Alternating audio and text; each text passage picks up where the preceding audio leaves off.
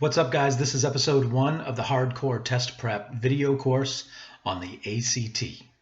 What I want to talk about today is the one skill that you need to master in order to improve your score on ACT reading. Okay? So I'm going to repeat that. What we're going to be talking about today is the most important thing that you need to know, at least when it comes to ACT reading, the one skill that you need to master in order to increase your score on ACT reading. So grab a pen or a pencil and a piece of paper and write this down. This is something you need to write down. Okay.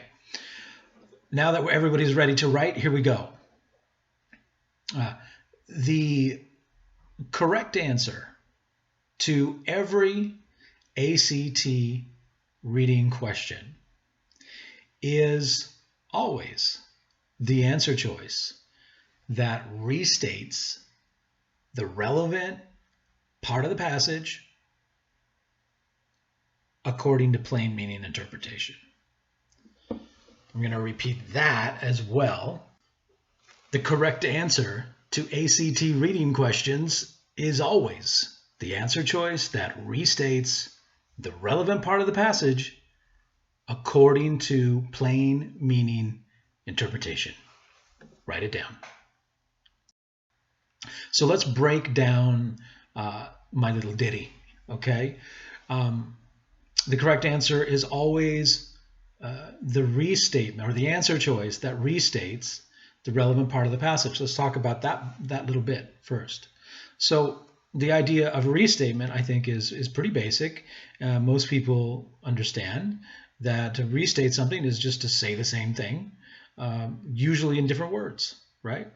And so it's really important for you to really wrap your head around the idea that that's all that's going on in ACT reading. And by the way, everything I'm saying here applies to the SAT as well, but for a number of reasons, I'm not dealing with the SAT yet. We'll talk about that later.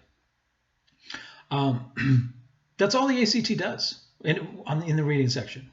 The correct answer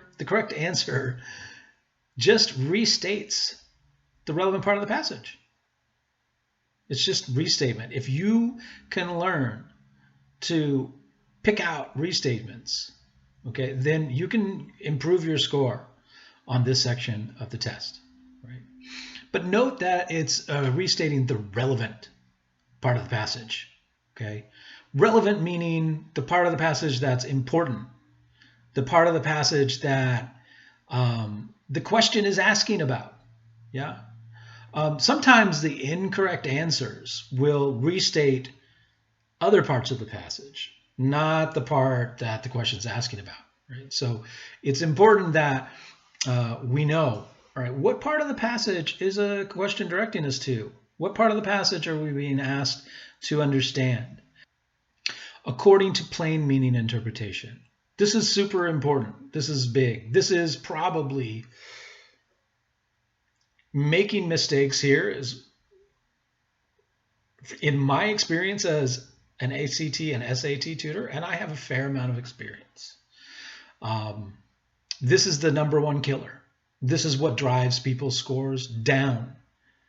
They don't understand how to consistently interpret the passages according to plain meaning interpretation. Plain meaning interpretation simply means that you're not subjectively interpreting the passage at all, but you're only looking at the plain meaning, just the meaning of the passage as it is literally spelled out in the language that's used in the passage.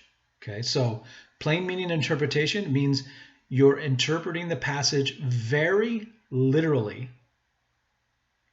You're looking for things that are spelled out, that are made obvious, that are irrefutable based on what's in the passage.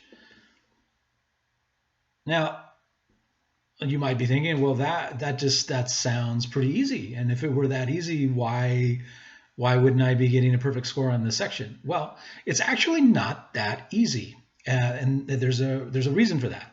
And the reason is that you have been trained. There's actually a couple of reasons. One of the reasons is that you have been trained in school, particularly in English and literature classes, to not interpret text in a very literal sense, but to get involved in personal interpretations, subjective interpretations that reflect your unique point of view and that reflect your own experience. And don't get me wrong, I'm not knocking that at all. Okay. What I'm saying is that's how you've been trained to interpret passages in class at school. That is not what's going on the ACT, on ACT reading. Okay. And so in order to improve your score on ACT reading, you need to, sort of get out of the habit of subjective interpretation, at least until, you take the test and get the score you want. And that habit can be actually pretty hard to break. And there's another reason why it can be tough to just read the words on the page and not read anything into them. And that is because the way that the ACT, and again, everything I'm saying applies to the SAT as well, the way that they phrase their questions makes it seem like that you're supposed to interpret the passage in the same way you would in English or literature class. That is, subjectively. But you're not, ever, regardless of how the question is phrased, regardless of how much it seems like from the way the question is put that they want you to do that. Now, maybe what I'm talking about isn't really clear to you, right? This whole, what do you mean subjective interpretation? What do you mean literal interpretation? Like, I'm not getting it. Okay, so let me give you an example. A sort of, a very simplistic example, but hopefully one that gives you a better sense of what I'm talking about.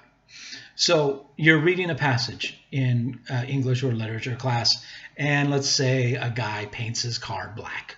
Okay, it's a character from the story that you're reading. All right, and the teacher asks, all right, so what's going on here? This guy paints his car black. What inferences?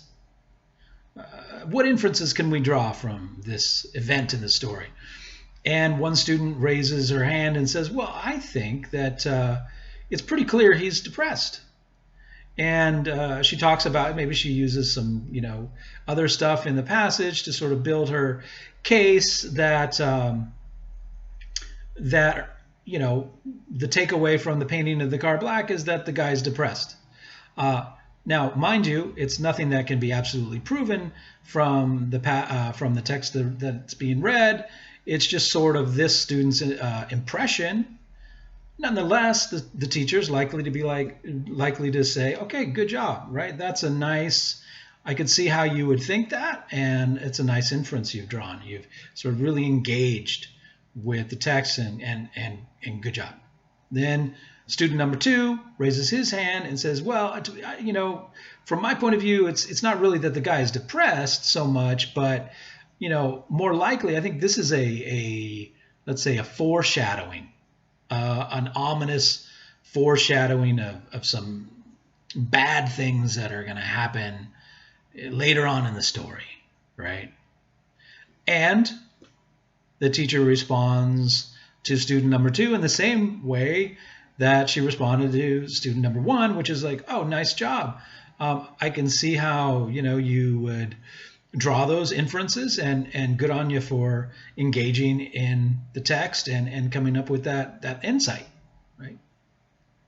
So in a sense, in English or literature class, both students can be right. Of course, both students could never be right on the ACT because there's 1 correct answer and 3 incorrect answers, right? There has to be a way for everyone to figure out which one of the 4 possible answers is the correct one. It can't be based on your own experience or your own impressions of the passage. right? They could never. This is a standardized test. It has to be fair, and there has to be a systematic, formulaic way for students to find the one correct answer. It doesn't depend on subjective interpretation. So what could that one way be? Well, the one only really possible way is that the answer to the question of, in this case, what does it mean when this character paints his car black? The answer is going to be actually provided in the passage itself. It's going to be spelled out, right? If this is a foreshadowing, right? If that's how we're supposed to interpret that event, that is going to be spelled out in the passage somewhere. So the key takeaway from episode 1, right, is the formula I gave you for finding the right answer.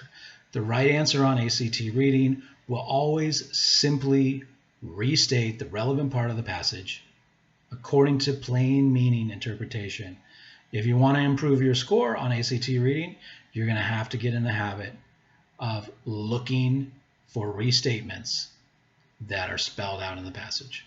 Thanks for tuning in. Tomorrow, we will get into actual ACT reading questions and start applying this strategy and seeing how it literally unlocks the correct answer to every single question on the reading section. Thanks for tuning in, and I'll see you then.